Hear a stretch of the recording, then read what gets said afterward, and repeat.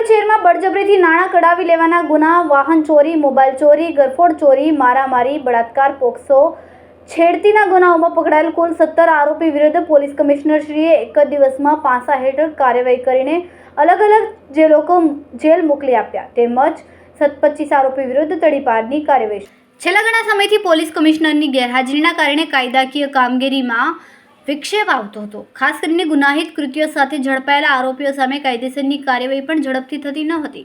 Police commissioner Anupamsinh ગેહલોતે charge સંભાળતાની સાથે જ કાર્યવાહી શરૂ થઈ ગઈ. હાલ સુરતમાં વિવિધ ગુનામાં આરોપીઓને પોલીસ કમિશનર દ્વારા પાસા કરાયા છે. સુરત શહેરમાં બળજબરીથી નાણાં કઢાવી લેવાના ગુના, વાહન ચોરી, મોબાઈલ ચોરી, ઘરફોડ ચોરી, મારામારી, બળાત્કાર, પોક્સો, છેડતીના ગુનાઓમાં પકડાયેલ તેમજ પ્રોહિબિશનના પ્રવૃત્તિ કરવા પકડાયેલા કુલ 17 આરોપી સામે પોલીસ કમિશનરે એક જ દિવસમાં પાસા હેઠળ કાર્યવાહી કરીને અલગ અલગ જેલોમાં મોકલી આપવામાં આવ્યા છે. છેલ્લા ઘણા સમયથી પાસા કરવાની કાર્યવાહી પોલીસ કમિશનરની ગેરહાજરીમાં બંધ થઈ ગઈ હતી. પોલીસ કમિશનર પદે અનુપમસિંહ ગેહલોત નિયુક્ત થતાની સાથે જ શહેરના અસામાજિક તત્વો અને આરોપીઓ વચ્ચે ધાક ઊભી થશે. ગુનાહિત કૃત્યો સાથે સંકળાયેલા આરોપીઓએ પાસા કરવાની સાથે તડીપાર કરવાની પણ કાર્યવાહી શરૂ કરવામાં આવી છે. કુલ 25 આરોપી સામે તડીપારની કાર્યવાહી શરૂ કરવામાં આવી છે. કાયદો અને વ્યવસ્થા જળવાઈ રહે તે માટે પોલીસ કમિશનર દ્વારા પગલાં લેવાના શરૂ કરાયા છે.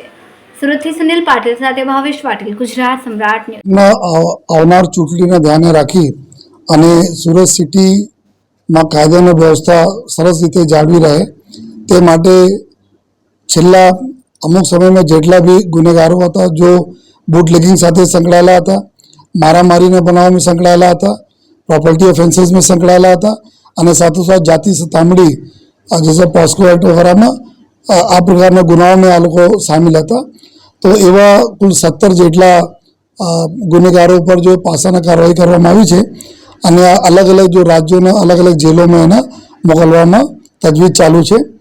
અને સાથોસાથ કુલ 25 જેટલા ગુનેગારો છે જેના તડીપારની પ્રક્રિયા ચાલુ કરવામાં આવી છે, જેના બી ટૂંક સમયમાં એના ઉપર બી નિર્ણય જો લાગતા વળગતા જો એસીપી એના તડીપાર ચલાવી રહ્યા છે એના ઉપર બી કાર્યવાહી થશે.